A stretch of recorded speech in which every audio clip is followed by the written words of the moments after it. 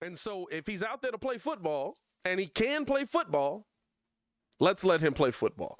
Appreciate y'all for tuning in and rocking with us, man. Hit that like button, subscribe to the page. We're going to keep this thing moving right along, but I do want to see you guys support on this video, man. So I need y'all to do me a favor and push the button. Come on. Push the button.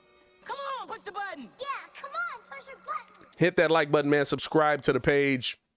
We do talk Chicago sports daily over here live on YouTube. And also, you can check us out on the podcast side as well. Just search the Windy City Breeze on any podcast platform. You should see the channel come up right away. You'll see the TWCB. We do this Monday through Friday, man, so make sure that you guys stay up to date with us. We've also got the Chicago Bulls post-game shows that will be being posted over there as well, so tune in with us on that as well. Marcus Couch and P-Kid doing a great job there breaking down the Bulls games after we finish doing the Chicago Bulls live call. They've done a great job on their first 2 episodes, man, and they're going to keep that thing going all the way. Phone lines are also going to be open over there as well, so tune in and show love on that.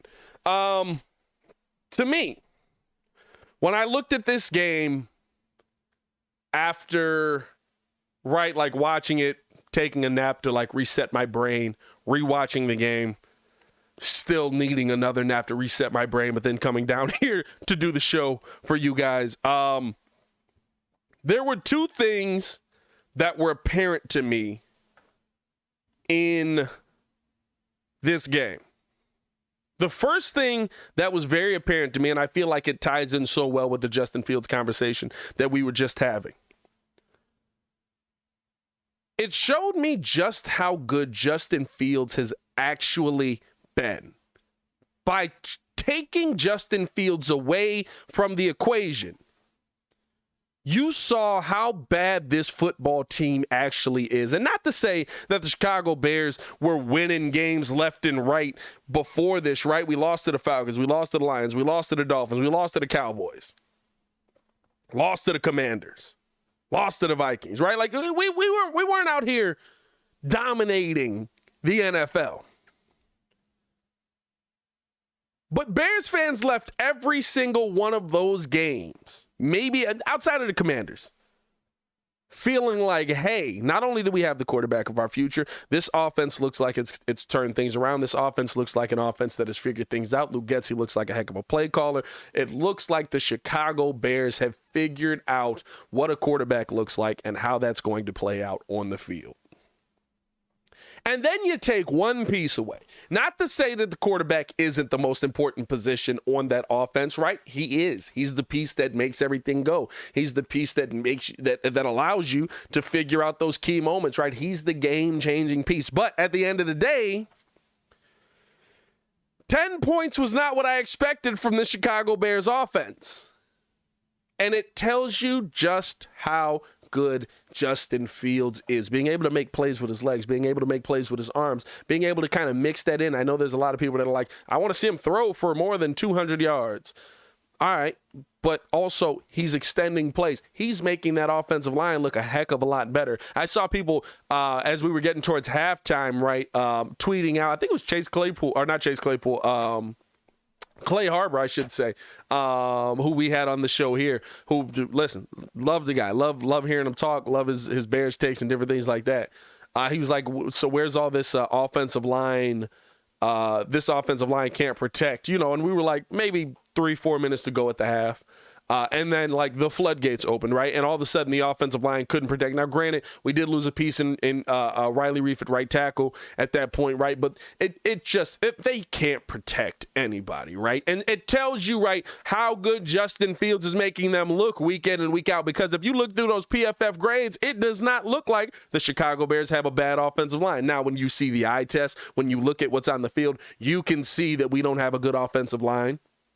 But this Chicago Bears offensive line, right? Like, Justin Fields makes this team look better, makes this offense look better, makes you feel better about what this team can be. And when you removed him from the equation, you saw just how bad this team really is. And it takes me to the second thing that we really learned from this Chicago Bears team. We just don't have talent.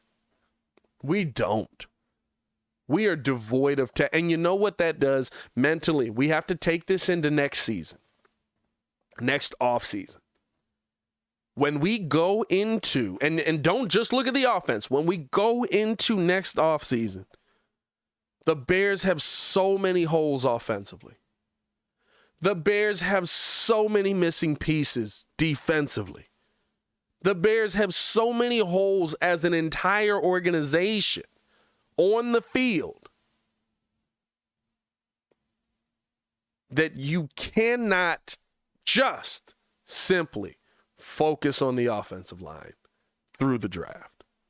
You cannot just simply focus on the offense through the draft. And when you have the second pick in the draft, you have to take the best player available, which in this situation, I know there's going to be people that are going to flip a table, that are going to lose their minds, might end up being a defensive player. Oh my God, how could you not give Justin the things he needs? You still got a second round pick. By the way, the Ravens keep losing, which is also helpful as well. Ravens do continue to keep losing, which is interesting. I love Lamar.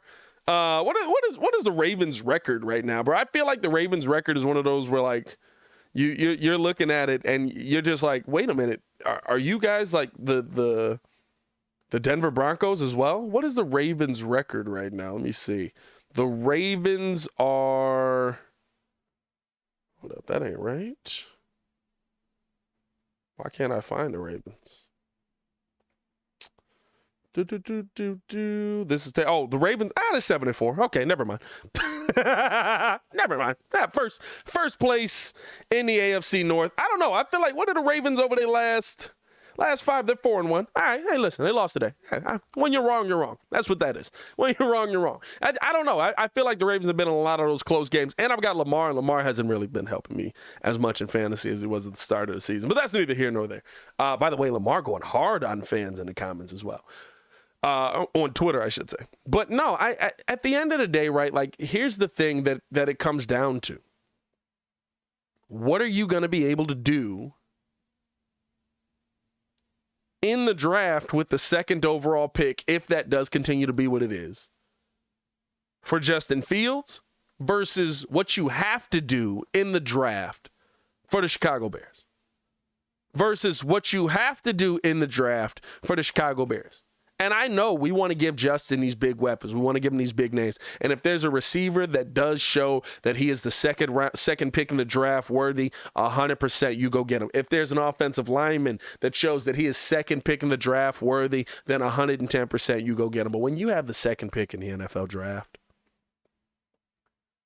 unless you're going to trade back to get into a position where you go get those pieces that Justin needs and you acquire more picks, which could be the case because of how many holes that we have on this team, you have to take the best player available. You have to take the best player available. And it's more than just O-line that this team needs. It is. You need a defensive line. I've got some questions about where I felt confident with the DB room, right, with Jalen Johnson. I've got some question marks. Jalen Johnson got his first pass breakup in 4 weeks this game versus the Jets. He got his first pass breakup in 4 weeks versus the Jets. That's not a number one DB. Now, right, no defensive line also hurts him in that situation. Not having guys that can go out there and put pressure on the quarterback does make Jalen Johnson look worse, 110%. But I'm just saying I've got some question marks here on where we're at this DB position when your number one DB got his first pass breakup in 4 weeks. And in 4 weeks that we've seen, they've been going to him. They've been going his way more than we've seen probably in his entire career. They've been attacking his side of the football, right? And so for me, it's one of those things that I understand what we need or what we want the Chicago Bears to do. We finally want the Bears to say, hey, Go attack the offensive side of the football. Figure this offense out. I told y'all, I don't believe that there's any reason to focus wholeheartedly on defense because I know the Bears can go out there and find defense. Guess what? I wasn't worried about the Bears going out there and finding a linebacker. You know why? We find them. We find millions of them. They're everywhere. And Bears were at the Georgia game this weekend. We know that they can do that, right? I wasn't worried about the Bears going out there and finding a defensive end because we find them. We'll go out there and we'll find a transcendent defensive end that'll be able to play for 10 years.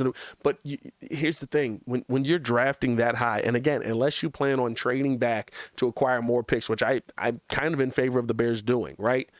You're not going to get as good of a player, but you get a player that's more towards the range that you want. You probably still get a first-round pick back.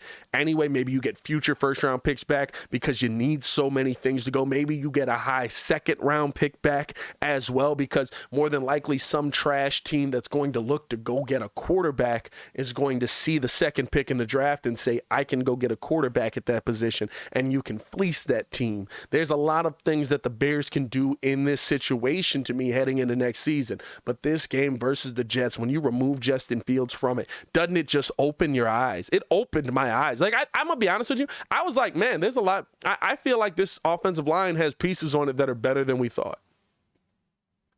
And not to say they've been good, like they haven't been good collectively, but it looked like, oh, no, like this guy can play a little bit more, right? Like I was like, oh, like Tevin Jenkins, he's going to be a dog over there. He's got it. Braxton Jones is really showing that he's figured this thing out. He's going to be nice. Then you remove Justin Fields being able to move around and spin off, and people can't catch up to him, and they're slipping off of him, and they're going the wrong direction. All of that, you remove all of that, right? And you're like, ooh, y'all are not what I was hoping for, right? At least on the offensive side of the ball. You see on the defensive side of the ball, right, like when you don't have a quarterback that's eating up just minutes after minutes after minutes on driving the football down the field, and there's still nobody that can get to the quarterback, but now you're tired and there's absolutely nobody that can get to the quarterback, how bad your defense is. It's crazy to see how much this team needs, and we knew that we needed it, but I feel like, right, when you have a game-changing player, which Justin Fields has been week in and week out, I mean, you've scored essentially 24 plus points the last 5 weeks. A couple of those weeks you were able to score above 30, right? Like, I mean, like the Bears had their best offensive stretch probably of my life. Probably of my life, honestly. Right? Like, 33-14, 49-29, 35-32, 31-30, 27-24, and then you lose today 31-10. That's probably the best offensive stretch I've ever seen the Chicago Bears have.